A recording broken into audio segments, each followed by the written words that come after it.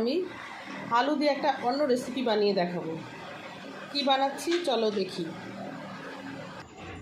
দেখো আলুটা কেটে নিয়েছি, আমরা যেমন আলু ভাজা খাই ঠিক সেরকমভাবেই আমরা আলুটা কেটেছি। এবার এটাকে আবার আমি ধোবো, ভালো করে ধুয়ে এই যে জল ছড়িয়ে তুলে নেব।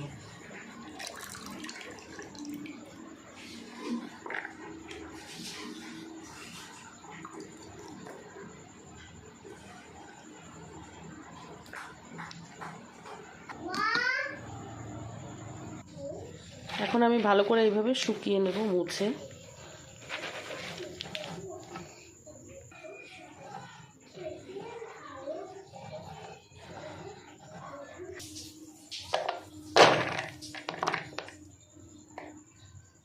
দেখো আলুটা শুকিয়ে গেছে, এখন আমি এর মধ্যে সব এক এক করে দেবো। লবণ দিলাম, কর্নফ্লাওয়ার দিয়ে দেবো, এবার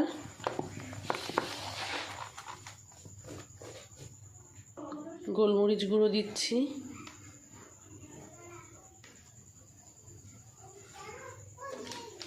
লঙ্কার গুঁড়ো দিয়ে দিলাম,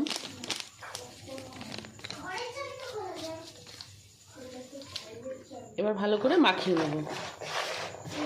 জল দেব না, শুকনো শুকনো করে এভাবে মাখিয়ে নেব।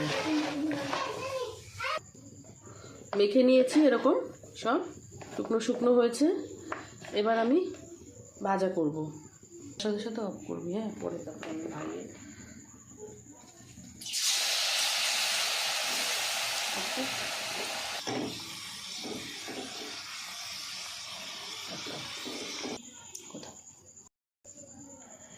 এরকম একটা রেসিপির সঙ্গে বিকেলের চাটা দারুণ জমে যাবে।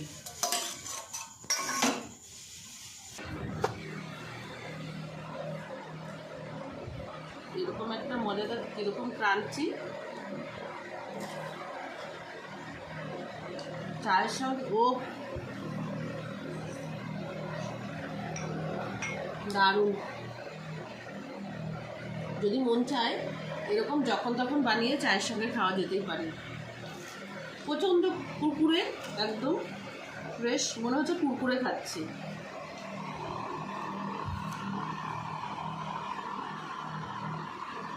তোমরা যদি এরকম বানিয়ে খেতে চাও অবশ্যই বানিয়ে খাবে, আর কমেন্টের মাধ্যমে জানাবে কেমন লাগলো খেতে।